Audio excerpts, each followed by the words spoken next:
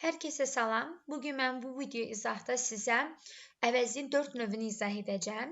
Personal pronoun şəxs əvəzlikləri, possessive pronoun yəli əvəzlikləri, reflexive pronoun qarşılıq əvəzlikləri, daha doğrusu qayıdış əvəzlikləri və demonstrative pronoun işarə əvəzlikləri.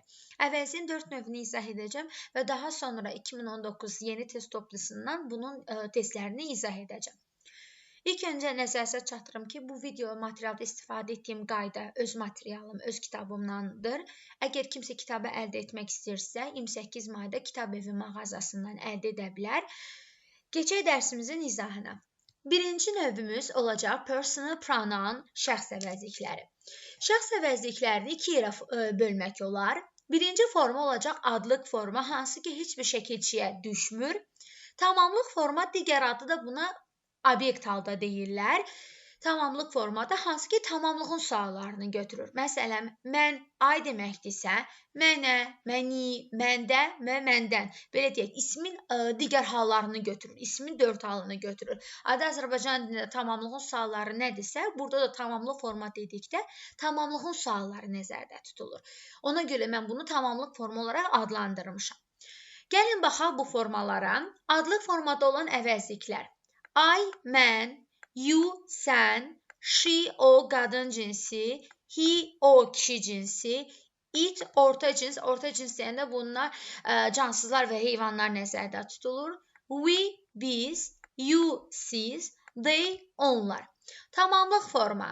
Me, mənə, məni, yaxud da məndə və məndən. You, baxın burada you, istər adlıq, istər tamamlıq formada, yəni obyekt halda eyni qalacaq. She olacaq her, him, it, baxın burada da it olduğu kimi qalır. Sonra olacaq us, bizə, bizi, yenə you olduğu kimi qalacaq. They də olacaq nə? De. Deməli, bu əvəzlikləri testdə işləməyin yolu belədir ki, adlıq formada olan əvəzliklərin yeri cümlədə feildən əvvəl olur, yəni feildən əvvəl cümlədə mübtəda yerində gəlir. Məsələn, baxın bu nümunələrdə. They want, want istəməkdir, feildir, feildən əvvəl adlıq forma they gəlir.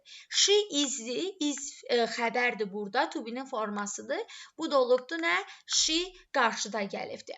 Amma tamamlıq formada feillərin yeri isə olacaq cümlədə feildən sonra, bir də aşağıda da qeyd etmişəm, sözönülərdən sonra. Sözönülərdən və feillərdən sonra gəlir tamamlıq forma. Burada da baxın misalda. Give me, give vermək deməkdir, feildir. Feildən sonra olur hansı forma? Me, tamamlıq forma. Sonra burada belə bir qeydimiz var ki, you və it həm adlıq və tamamlıq formada eynidir. Yəni, bunu seçməyin yolda belədir ki, əgər feildən əvvəl gəlibsə, bu olacaq adlıq forma, feildən sonra işlənibsə tamamlıq forma, bu formada. Və yaxud dediyim qayda, sözönülərdən sonra, əsasən də ondur, fordur, aboutdur, bu kimi sözönülərdən sonra gələcək tamamlıq forma, yəni obyekt hal. On, me, about, us, to, her, for, you, bu şəkildə. Sonra, bir də burada diqqət edəcəyimiz qaydalar var. Deməli, şəxs əvəzliklərindən sonra fərqi yoxdur hansı formasıdır. Heç vaxt isim gəlməz. Yəni, I dedim ya da tamamlıq formada me dedimsə, bundan sonra isim gəlmir. İsmin gəlməni biz yəli əvəzliyinə aid eləyəcəyik. Bir də, əgər cümlədə mübtəda olan şəxs hansı şəxsdirsə, heç vaxt feildən sonra tamamlıq formanı da həmin şəxsi verə bilmərəm. Nə demək istəyirəm? Məsələn, burada I dediyim, sent feilimdir, feildən sonra me deyə bilmərəm, işlənə bilməz. Yəni, I da eynidir, me də eynidir, ikisi də eyni şəkildə olmaz. Sonra, possessive pronoun yəli əvəzlikləri.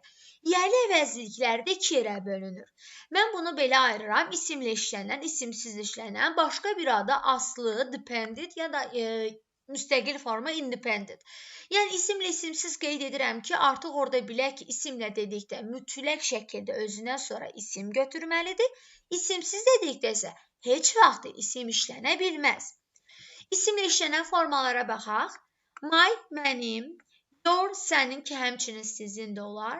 Her, onun, ki, bu tamamlıq formada da eynidir. His, onun. It's, onun. Our bizim, your sizin, their onların. Keçdik isimsizlər. İsimsizləri yadda saxlamağın ən asan yolu budur ki, bir dənə my'da dəyişib olacaq my'ın yerdə qalan əvəzliklərin sonuna s artırılır. S. Your olacaq yours, hers, ours, yours, theirs. Bir dənə burada his-lə it-isə diqqət edirsiniz.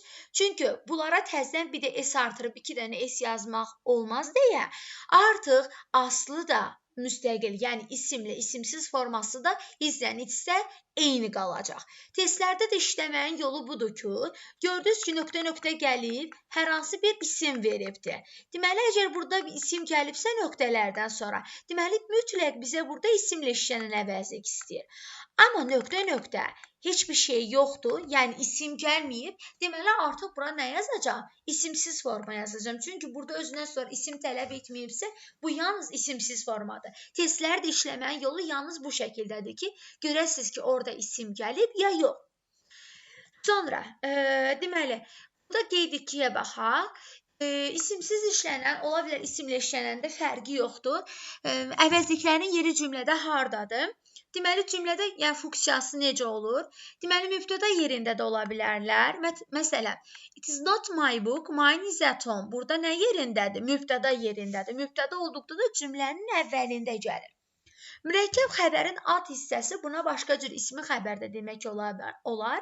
Yəni, burada olacaq to be-nin formalarından sonra ismin gəlməyi, is mine, məsələn, ola bilər are mine, is ours, bu şəkildə. Bir də tamamlıq yerində ola bilər. Tamamlıq yerində olduqda da feildən sonra gəlir. Deməli, baxın burada, send feildir, göndərmək gəlibdir theirs. İndi sizə burada bir şeyi qeyd edeyim. Baxın, biz şəxs əvəzini yuxarıda qeyd etdik ki, şəxs əvəzini tamamlıq forması me-dir, her-dir, him-dir. Bunlar da feildən sonra işlənir. Həmçinin yəli əvəzlikləri də feildən sonra işlənə bilər. Bunun fərqi cümlədə nədədir? Yəni, mən nə bilim, orada cümlədə, testdə feildən sonra bu şəxs əvəzinin tamamlığını yazım, yoxsa bu yəli əvəzini yazım. Bunu fərqləndirməyin yolu odur ki, əgər siz feildən sonra yəli əvəzliyi yazmaq istəyirsinizsə, gərək sizə cümlənin əvvəlində yəliyə işarə edən bir cümlə olsun. Məsələn, burada deyir ki, o bunu kimin otağına göndərdi? Deməli, burada whose room deyərək mənə burada yəlikdən söhbət getdiyini açıqlayıbdır. Ona görə mən burada birbaşa feildən sonra theirs yazdım. Əgər burada bu cümlə olmasaydı, baxın, bu cümlə olmasaydı ümumiyyətlə, mən heç vaxtı birbaşa feildən sonra gətirib yəli əvəzini qoymayacaqdım. Orada avtomatik şəxs əvəzini tamamlıq formasını qoyacaqdım. Yəni, fərqi bundadır. Sonra, bir də belə bir şeylər var. My friend, bunu off-la olan versiyada verə bilər ki, testlərdə də işlənir. Tutaq ki, my friend, mənim dostumu off-la vermək istəsəm, belə bir dəyişiklik olur ki, my friend off-la çevriləndə, orada my yəli əvəzliyi, yəni isimli işlənən yəli əvəzliyi çevrilib olmalıdır isimsiz işlənən yəli əvəzliyinə.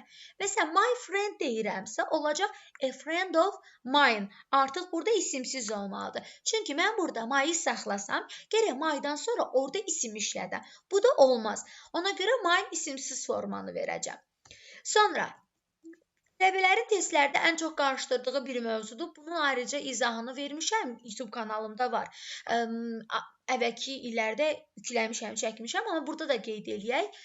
Deməli, itdir, itsdir və it apostrof s-dir. It necə əvəzlikdir? Şəxs əvəzliyidir. Şəxs əvəzliyinin həm adlıq, həm tamamlıq formasında da eyni qalırdı. Deməli, cümlədə yeri belədir ki, feildən əvvəl əvəzlik istəsə, bu olacaq it, feildən sonra da əvəzlik istəsə, bu olacaq it. Çünki şəxs əvəzliyinin yeri cümlədə ya adlıq formada feildən əvvəldir, ya da tamamlıq formada feildən sonradır. Bir də it şəxs əvəzliyi olduğuna görə şəxs əvəzliklərindən sonra heç vaxt isim gəlməz. Ona görə itdən sonra ismin işlənməyi yanlışdır. Nümunədə də baxın, jumped feildir, feildən əvvəl it oldu. Liked feildir, feildən sonra it oldu. Sonra it's bitişik yazılan apostrofsuz. Yəli əvəzidir və özündən sonra isim tələb edir. Və isim gəldikdə necə isim gələr? Buna diqqət edirik. İsim gəlir, amma artiklsız isim gəlməlidir. Artiklsız isim, buna diqqət edirik. Sonra gördük ki, nöqtələrdən sonra cəm isim gəlib, olacaq it's bitişik. Ya da sifət isim də gələ bilər, amma yenə nə olmalıdır? Artiklsız olmalıdır. Nümunələrdə də baxaq. You artiklsız isimdir, it's bitişik olacaq. Page cəm isimdir, it's bitişik olacaq. Sifət isim gəlibdir, artiklsızdır, həm də ice cəmdədir. Yenə də nə? It's bitişik olacaq. It apostrof s nə deməkdir? It apostrof s ya it is ya da it has'in qısaldılmış formasıdır. Deməli, əgər cümlələrdə nöqtələrdən sonra təkcə sifət gəlibsə, olacaq it apostrof s. Əgər nöqtələrdən sonra artikel isim ya da artikel sifət isim, yəni gördünüz ki, nöqtələrdən sonra artikel gəlibdir. Deməli, orada yalnız nə olmalıdır? It apostrof s. Sonra nöqtələrdən sonra yəli əvəzliyi gələrsə, yəni my, his, her, bunlardan söhbət gedir. Sonra nöqtələrdən sonra zərf gələrsə, it apostrof s və nöqtələrdən sonra söz yönü gələrsə, it apostrof s. Nümunələrə baxaq. Burada cold sifətdir, it apostrof s-dir. Artikel gəlib, it apostrof s-dir. Yenə sifət isim gəlib, artiklı var, yəni yenə it apostrof s-dir. My yəli əvəzi it apostrof s-dir. Sonra apostrof s just zərf indicə deməkdir. Apostrof s-dən sonra zərf gəlibdir. Onda söz yönü olduğuna görə olur nə? It apostrof s. Bir də diqqət edirik.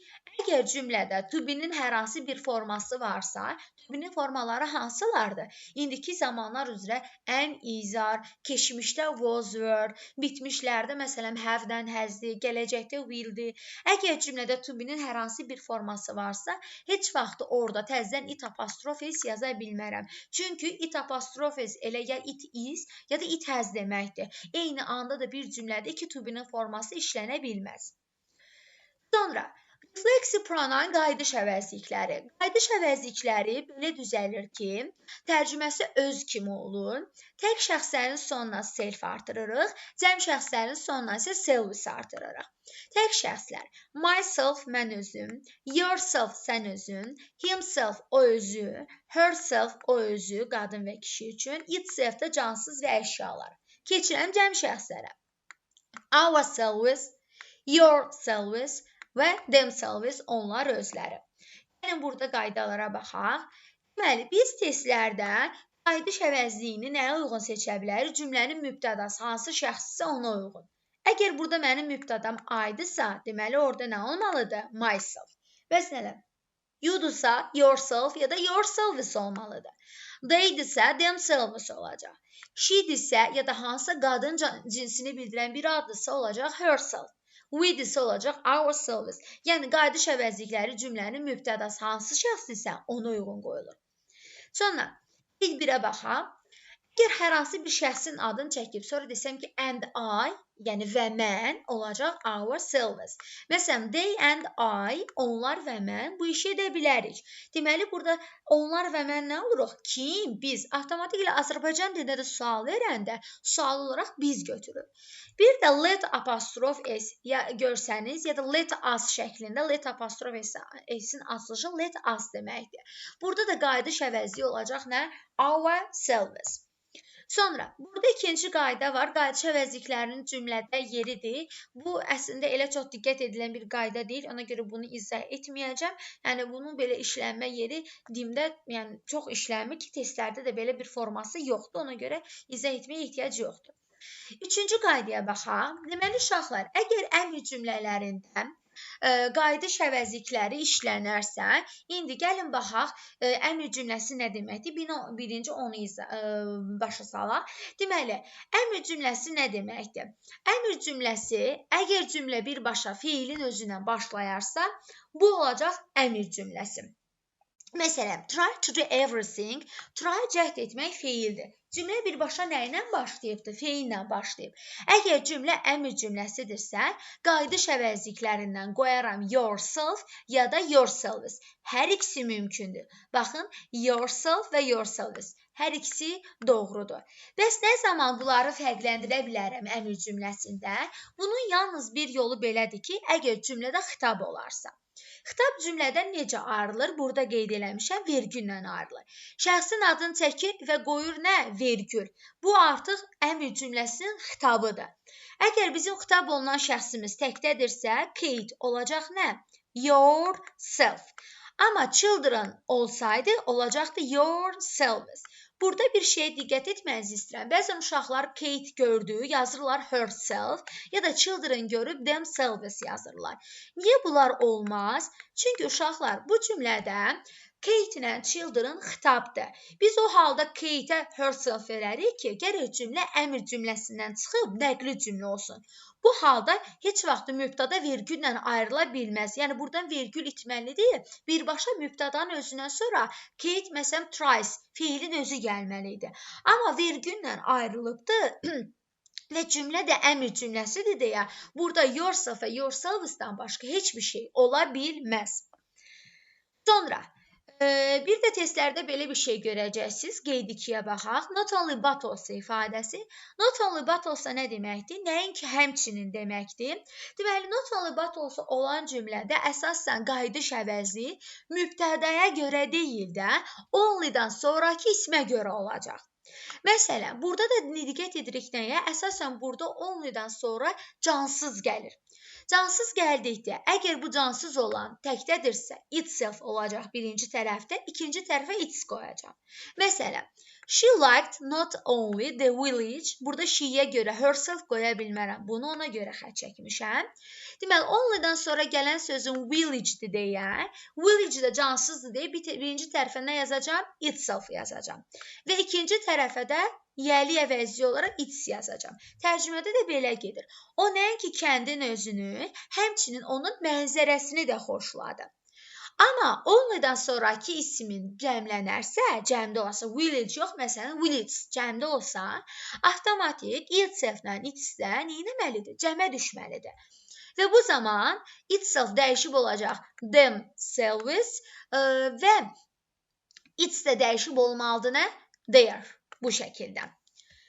Sonra, bir də belə bir şey var. Buna baxın, diqqət etməli qayda ki, topluda da buna aid, dim test toplusunda da buna aid testlər var.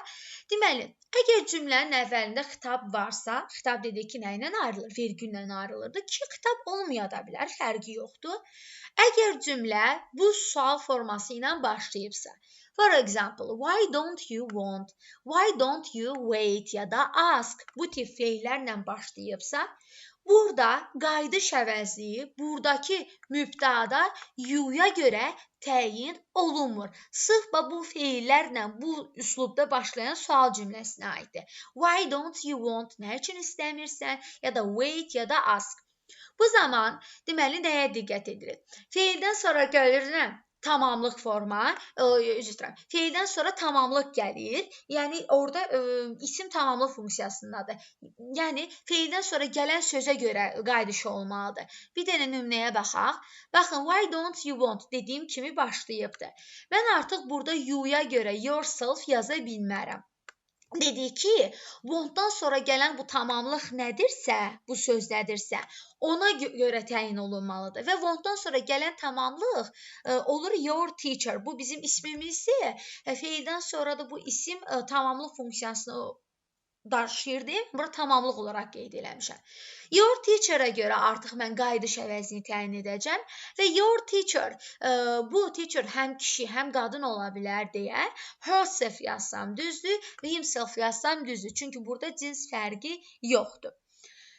Deməli, sonra demonstrative pronoun işarə əvəzlikləri. İşarə əvəzlikləri, deməli, işarə əvəzliklərindən var this, bu, cəm forması these, bunlar, that, o ya da those, onlar. This-dən that yaxında olan əşyaları bildirir, yaxını, that-lə those isə uzaqda olanı bildirir. Deməli, Bunları işlənmə yeri belədir ki, bir də buna qeyd 1-ə diqqət edək. Over there orada deməkdir. Over there orada deməkdir. Uzağı istədiyinə görə yazacağam that ya da those. Over here burada deməkdir deyə yazacağam mən this ya da this cəm forması, yəni yaxını bildirdiyinə görə. Bir də deməli, testlərdə işləmə üsulu belədir ki, orada ismə və xəbərə diqqət edirik. This, that özündən sonra tək isim istəyir, tək xəbər istəyir. Məsələn, this book, that book ya da this is, that is. Sonra this ilə those-da isə cəm isim, cəm xəbər tələb edir. Those books ya da those are bu şəkildə. Deməli, sonra burada işarə vəziklərindən sol saçda var. Bunu izah eləməyəcəm. Çünki sol saça aid ayrıca kanalda izahım var deyə yenidən burada izah etməyəcəm. Deməli, bu da əvəzliyimizin 4 dənə növü. Ümid edirəm hər kəsə aydın oldu. Nəsə bir sualınız olarsa, komment hissədə bildirib soruşa bilərsiniz. Növbəti video isə bu əvəzliklərin testlərinin izahı olacaq. 4 dənə növünün DIM test toplusundan, yəni birinci hissədə testlər var. Onların hamısını izah edəcəm sizə. Buyurun, sağ olun.